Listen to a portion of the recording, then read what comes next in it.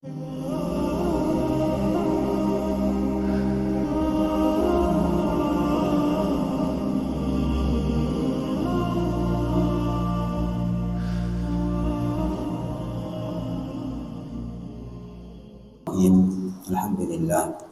alhamdulillahilladzi anzala as-sakinata fi qulubil mu'minin liyazdadu imanan ma'a imanihim. Assalatu wassalamu ala asyrafil anbiya'i wal mursalin sayyidina wa habibina wa qudwatina Muhammadin ibn Abdillah sallallahu alaihi wa alihi wasallam. Qala Allah ta'ala, ya ayyuhalladzina amanu taqullaha haqqa tuqatih wa la tamutunna illa wa antum muslimun. Allahumma 'allimna bima yanfa'una wanfa'na bima 'allamtana wa zidna ilman warzuqna rahmah. Assalamualaikum warahmatullahi wabarakatuh. Alhamdulillah, Bapak Ibu yang sekalian, kita memuji Allah Subhanahu wa taala. Malam ini kita berjumpa kembali di masjid kita, Masjid Siratal Mustaqim, untuk kita sama-sama mempelajari ayat-ayat Allah dan hadis-hadis Nabi kita Nabi besar Muhammad sallallahu alaihi wasallam. Saudara sekalian, sebelum kita ke inti pelajaran kita, mari kita bersalawat kepada Nabi kita Nabi besar Muhammad sallallahu alaihi wasallam. Saudara sekalian, insyaallah pembahasan kita malam ini di malam ke-19 atau hari ke-18 Ramadan. Insyaallah kita akan bahas surah Al-Ikhlas. Surah Al-Ikhlas atau Qul Huwallahu Ahad, atau yang lebih dikenal dengan surah At-Tauhid.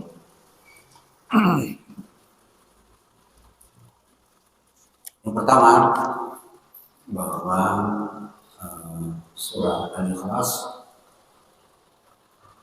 sekali lagi biasa disebut sebagai surah At-Tauhid. Disebut surah Al-Ikhlas itu biasanya kalau dia berhubungan dengan interaksi sesama manusia, hanya disebut ikhlas, yang asal katanya khalusah, murni. Jadi ikhlas itu artinya kemurnian. Itu sebabnya, saudara sekalian, kalau kita perhatikan rentetan ayatnya, judulnya Al-Ikhlas, tapi ayat-ayatnya tidak ada kata ikhlas. Coba Bapak lihat Qurannya, tulisannya surah Al-Ikhlas, tapi kalau dibaca ayat-ayatnya Qul Huwallahu Ahad, Allahu Samad, lam yalid wa lam yulad wa lam yakul lahu kufuwan ahad. Tidak ada kalimat ikhlas. Apa artinya? Sebagian psikolog, kalangan ulama mengatakan itu memberikan isyarat bahwa dalam interaksi manusia dengan sesama manusia, ikhlas itu cuma judul, tapi tidak perlu disebut-sebut. Ya. Definisi ikhlasnya agak keren, lumayan keren untuk zaman sekarang. Ikhlas itu diam. Kalau rame namanya iklan. Jadi sekali lagi, ikhlas definisinya adalah diam. Diam-diam saja, tidak perlu disebut-sebut. Kalau rame disebut-sebut, nah itu artinya iklan. Lihatlah orang-orang yang bagi-bagi sembako, bagi-bagi uang tengah jalan segala macam, buat orang itu kan rame, ya toh, karena mencari subscriber, subbreaker. Itu namanya iklan. Itu biasanya disebutlah ikhlas, pemurnian. Yang asal katanya dalam bahasa Arab halus. Kalau Bapak Ibu pernah naik pesawat Arab, Saudi Airlines atau Emirat atau Qatar Airways, biasanya kalau kita sudah makan, datang lagi pramugarinya mau ambil bekas makanan kita itu, biasanya dia bertanya, khalas, artinya sudah selesai. Jadi ikhlas itu perbuatan yang memang murni, tidak ada embel-embelnya. Khalas. Nah, begitu bahasa Arab. Nah, dia akan berhubungan dengan tauhid, disebutlah surah Ikhlas tauhid kalau hubungannya dengan Allah Subhanahu wa taala. Disebutlah surah Ikhlas surat pemurnian peribadatan kepada Allah Subhanahu wa taala. Itu mukadimahnya. Kemudian saudara sekalian, surah Al-Ikhlas ini adalah surah Makkiyah, surah yang diturunkan oleh Allah di kota Mekah. Ya.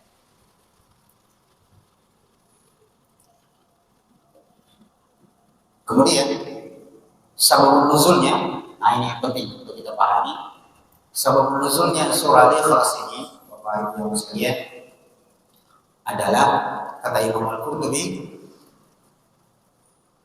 Zakara ba'dul mufassirin anna min asbab nuzul hadhihi al-ayah al-musyrikun ja'u ila Nabi sallallahu alaihi wasallam wa sa'alu Nabi sallallahu alaihi wasallam, ya Muhammad, sif lana ilahaka min ayna yusna ayusna min dhahabin aw hasin. Jadi sabab nuzulnya surah Ikhlas ini adalah orang-orang musyrik datang kepada Nabi sallallahu alaihi wasallam dan mengatakan, ya Muhammad. Jadi dia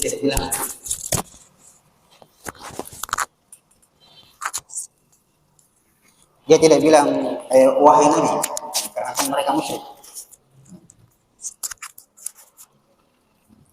Wahai Muhammad, sif lana ilaha, coba beritahu kami. Kamu bertanya dia karain, bagaimana modelnya Tuhanmu itu, wahai Muhammad? Dan dari mana dibuat? Dibuat dari apa itu Tuhanmu? Dibuat dari emas, perak, atau dari besi? Maka turunlah ayat ini, qul huwallahu, katakan wahai Muhammad, Allah itu esa, Allah itu tunggal. Jadi begitu sabab nuzulnya. Dan di sini akan memberitahu kita beberapa pelajaran bahwa kedatangan orang musyrikin bertanya kepada Nabi kita, wahai Muhammad, coba beritahu kami bagaimana modelnya Tuhanmu itu.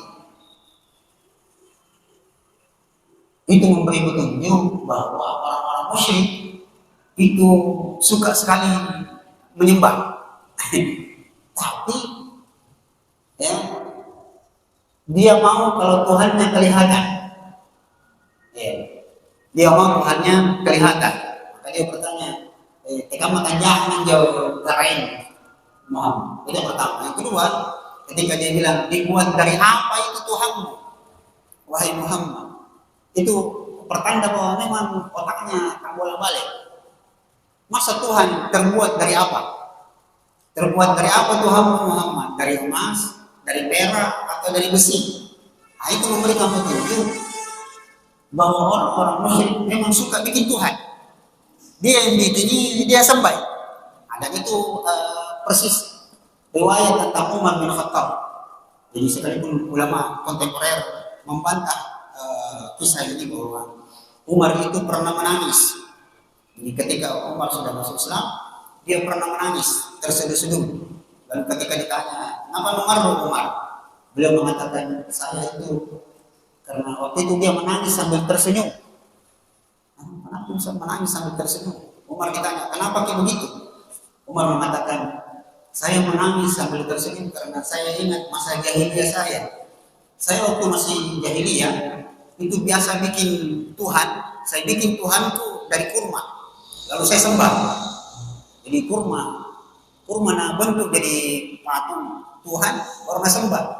Wa idza ja'anil jaw'an, kalau saya merasa lapar, saya makan itu kurma yang saya buat jadi Tuhan. Tuhan sendiri nah makan. Begitu. Jadi orang-orang musyrikin, saudara sekalian, itu suka sekali bikin Tuhan. Karena dia suka menyembah Tuhan yang kelihatan. Suka sekali bikin Tuhan. Dan suka kalau Tuhannya banyak. Suka sekali. Dan itu diperkuat oleh kisah seorang sahabat yang ketika ditanya, dulu sebelum dia masuk Islam ditanya, "Kam ilahan ta'bud?" Saya lupa namanya sahabat ini. Berapa Tuhan yang kau sembah? Coba kita dengar jawaban musyrik ini yang kemudian disebutkan dalam kisah dia Islam. Dia bilang, "Saya menyembah 365 Tuhan. 365 di bumi, 1 di langit." Jadi sebenarnya orang musyrik itu tahu persis bahwa ada Tuhan yang satu-satunya. Tetapi karena mereka suka dengan Tuhan yang banyak, mereka ciptakan Tuhan yang banyak. Bayangkan Pak, 365 sejumlah hari. 365 Tuhannya, dan itu dibikin patung dan disembah. Dan itu berlanjut terus sampai sekarang. Masih ada, sekalipun orang-orang sekarang tidak mengaku dia sembah. Kalau berhasil di panennya berhasil, ya dia berpikir kepada siapa ini kita berterima kasih. Harus ada Tuhan yang menguasai ladang, maka disembahlah, bikinlah acara ritual terima kasih kepada Dewi perkebunan, Dewi persawahan yang di Lombok. Di Lombok itu dikenal sebagai Dewi Anjani. Ini ada namanya Dewi Anjani, itu Dewi tumbuh-tumbuhan. Itulah yang diberikan sesaja. Dan seterusnya. Jadi sekali lagi itu sebab dosa.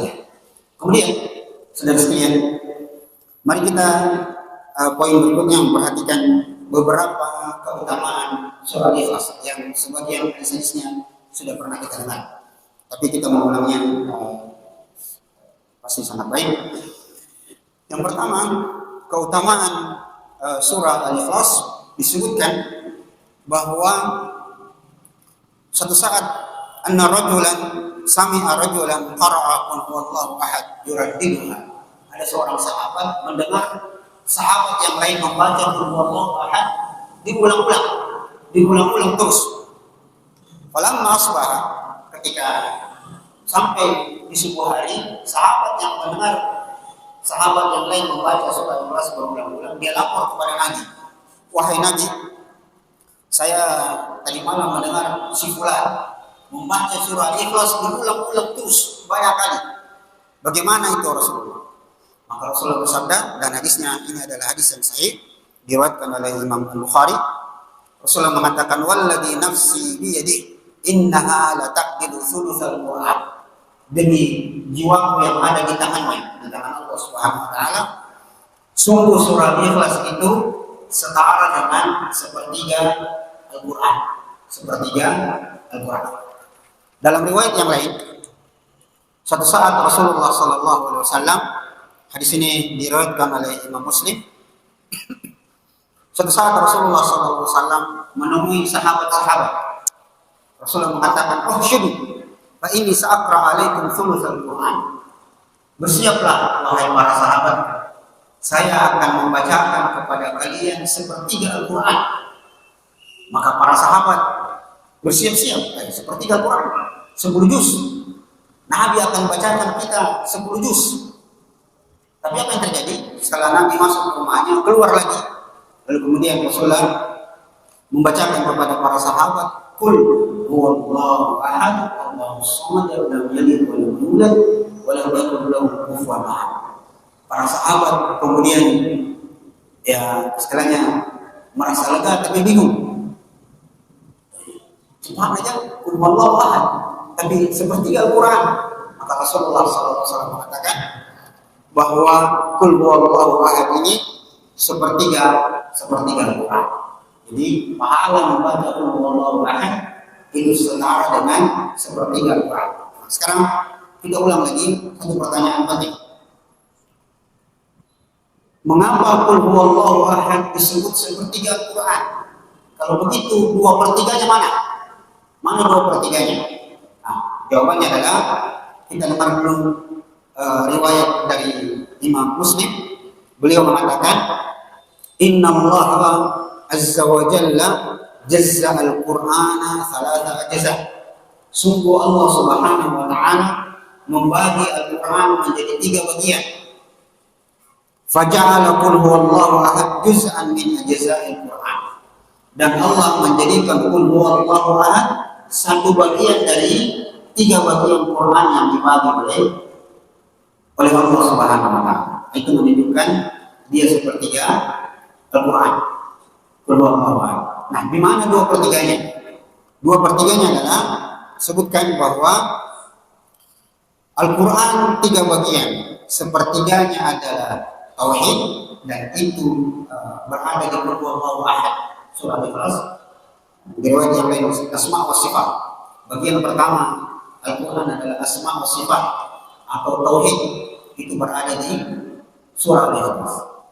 Bagian kedua dari isi Al-Quran adalah al-ahkam, hukum-hukum.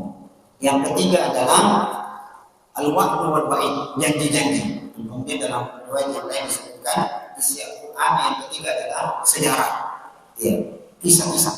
Jadi tauhid, isi Al-Quran 3, tauhid, hukum, dan kisah-kisah yang isinya janji dan ancaman Allah Subhanahu wa ta'ala. Itu dalil bahwa Qul huwallahu ahad adalah sepertiga Al-Quran. Kemudian saudara sekalian, bagian yang ketiga pembahasan tentang surah Al-Ikhlas, kita masuk ke bagian fikih supaya bisa melebar. Di antara keutamaan Qul huwallahu ahad ini surah Al-Ikhlas adalah surah Al-Ikhlas inilah adalah surah yang disunnahkan dibaca pada setiap sholat sunnah berpasangan dengan al-kafirun, terutama sholat sunnah rawatib. Jadi sholat sunnah rawatib yang jumlahnya 10 atau 12, ya, disunnahkan ketika kita sholat sunnah, qabliyah subuh, qabliyah duhur, ba'diyah duhur, ya, ba'diyah maghrib dan ba'diyah isya, disunnahkan kita membaca surah Al-Ikhlas di rakaat kedua dan surah Al-Kafirun di rakaat pertama. Nah, itu keutamanya. Dalam riwayat yang lain disebutkan secara tegas adalah Rasulullah SAW sangat menyunnahkan kita, ya, untuk membaca surah Al-Kafirun di rakaat pertama dan Al-Ikhlas di rakaat kedua pada salat sunnah qabliyah subuh. Jadi qabliyah subuh sangat-sangat disunnahkan kita membaca Al-Kafirun di rakaat pertama dan Al-Ikhlas di rakaat kedua. Di salat sunnah yang lain selain salat sunnah rawatib disunnahkan, dan ini teks langsung dari Nabi SAW, hendaknya setelah tawaf, ketika kita melaksanakan salat sunnah tawaf, itu disunnahkan membaca, ya, rakaat pertama Al-Kafirun dan rakaat kedua Al-Ikhlas. Ini keutamaan salat Ikhlas hubungannya dengan fikih salat. Adapun salat sunnah yang lain, maka dia kembali ke hukum asal, faqra'u ma tayassara minal Qur'an.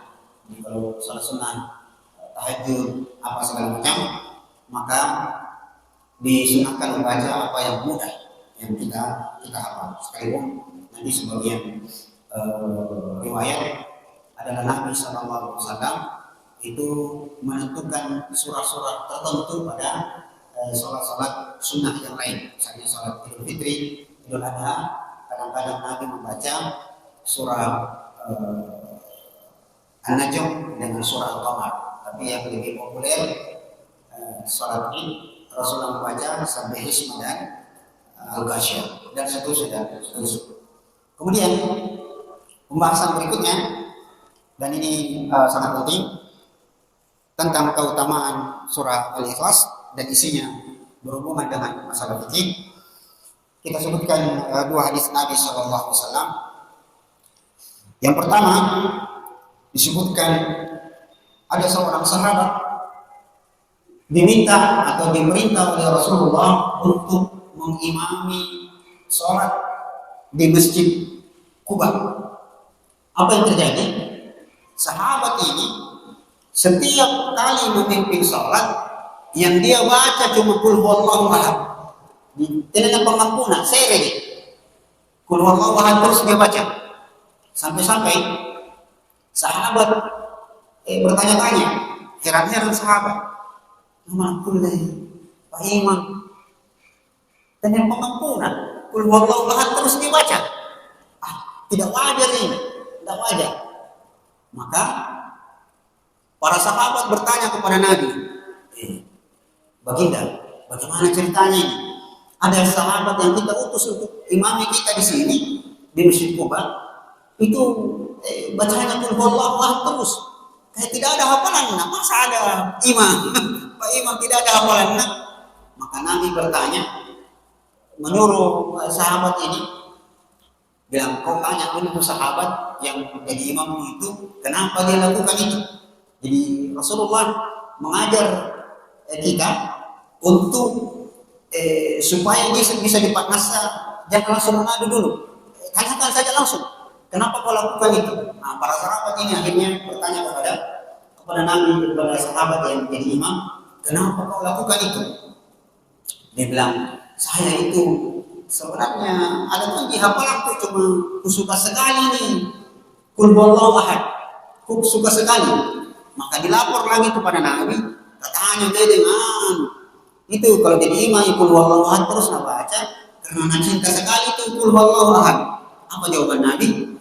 Hubbuha iyaha tudkhiluhu al-jannah. Kecintaannya kepada surah Al-Ikhlas menyebabkan dia masuk surga. Ini kita tahan kisah ini. Kisah yang kedua ini sangat penting. Suatu saat diceritakan bahwa Nabi SAW pernah mengutus sahabat dari kalangan Ansar, orang Madinah, untuk menjadi imam di sebuah pasukan peperangan syariah. Jadi istilah syariah itu adalah sebuah peperangan yang berlangsung di zaman Nabi, tapi bukan Nabi yang pimpin, bukan Nabi yang jadi panglimanya. Maka Nabi mengutus seseorang untuk menjadi imam di situ, di pasukan itu, kayak batalion lah di situ. Imam ini jadi sahabat ini jadi imam. Apa yang terjadi? Sahabat ini setiap kali menjadi imam sholat, dia setelah Al-Fatihah waladhdallin, dia baca Qul huwallahu ahad, Allahu samad, lam yalid wa lam yulad wa lam yakul lahu kufuwan ahad. Baru dia baca surah yang lain. Dia baca surah yang lain. Dan itu berlangsung beberapa hari. Akhirnya apa yang terjadi? Sekalian, sahabat heran-heran.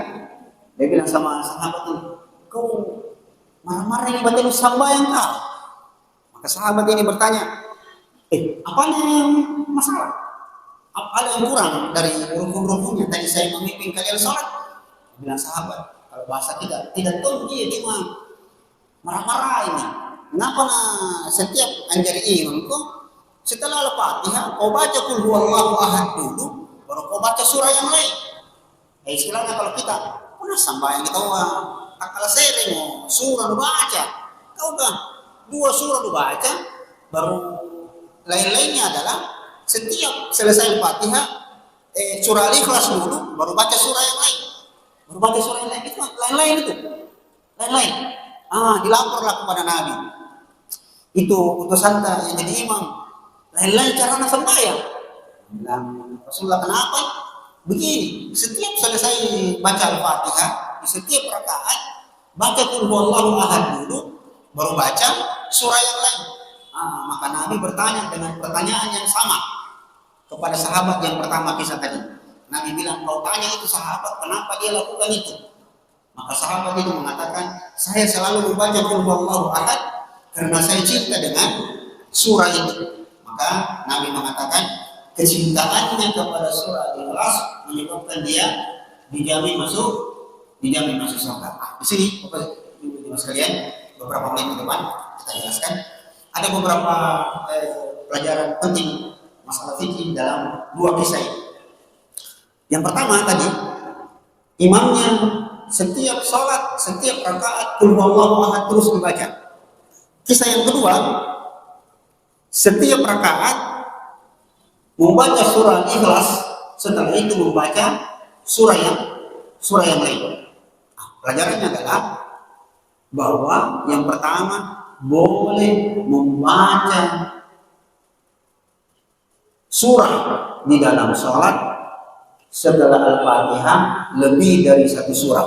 Boleh membaca surah dalam sholat lebih dari satu surah. Boleh. Dan itu sering terjadi di negeri kita ini, terutama di bulan puasa.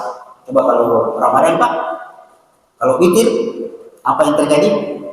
Pak Imam biasanya membaca 3 surah di rakaat ketiga witir.